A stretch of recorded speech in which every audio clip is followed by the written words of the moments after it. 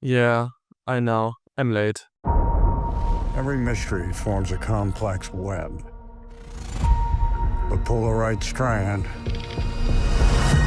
and it's a straight line to the answer. Hi, I'm Hector, and today I finally do a quick review for Spider Noir. So, not to bore everybody with a long introduction, Spider Noir was kinda underwhelming. It did not blow me away at all. The show starts with Nicolas Cage having retired from being an alternative version of Spider-Man called the Spider, and not wanting to be the Spider anymore. Nicolas Cage was amazing, but I don't like the story gimmick in which the superhero doesn't want to be the superhero anymore. That's one of the main reasons Spider-Man 2 is my least favorite movie from the Raimi trilogy. I mean, a child wants to be a superhero, so it's kind of a turn off when I watch superhero media where the main guy, being a superhero, doesn't want to be a superhero. Makes me wanna scream.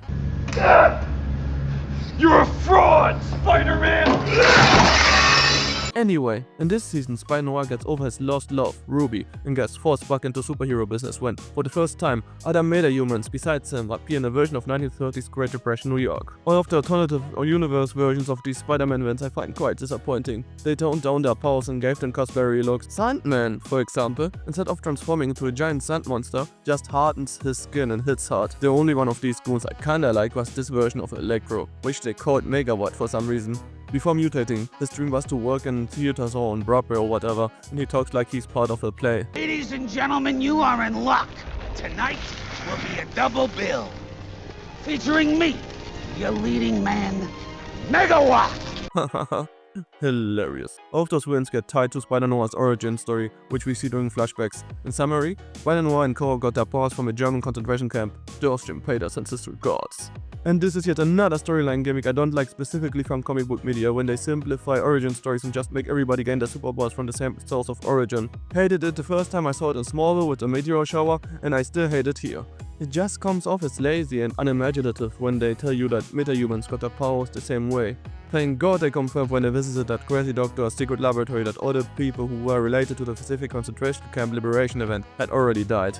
So if we were ever to get a season 2, the new metahumans would have different origin stories. That reminds me, the best and main villain of the show by far was Silvermane, a generic mob boss who was in control of most of New York. He, together with Cat Hardy, is the main driving force of the plot. Silvermane was on top of the power game in the city and was about maintaining it at all cost. One reason he started hiring these metahuman fella. I was so sad when he ended up finding out Spider Noir's secret identity. I was like, yeah, he's so gonna die. And so it happened. After Nicolas Cage, Brendan Gleeson was the best actor by far. If I can say one big positive about the show, it's Spider Noir himself. His suit looks amazing, and whenever they show him using his superpowers, it looks great. Also, I like how different Spider Noir is from other Spider-Man incarnations. I mean, he's much older than most Spider-Man we have seen, he's a private detective instead of a photographer, even though he still takes a lot of pictures, and he is a mess of a person instead of the nice Peter Parker we're used to. It gets tiresome to see the same nerdy nice guy Peter Parker storyline over and over again, so Ben Reilly's Spider Noir was a breath of fresh air. The supporting cast I also liked a lot, but still the show just didn't do it for me. Maybe I expected more action, or maybe it's because I'm subconsciously mad that allegedly Amazon threw 50 million an episode on this season, and on the final season of The Boys they only threw 15 million an episode ad. I mean, don't misunderstand me, Spider-Man Noir looks great and all, but 50 million an episode's great? Not really.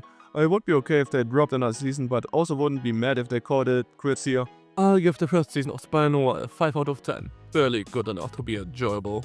Well, at least the Spider-Man Brand New Day movie still looks like it's going to be fire. Right?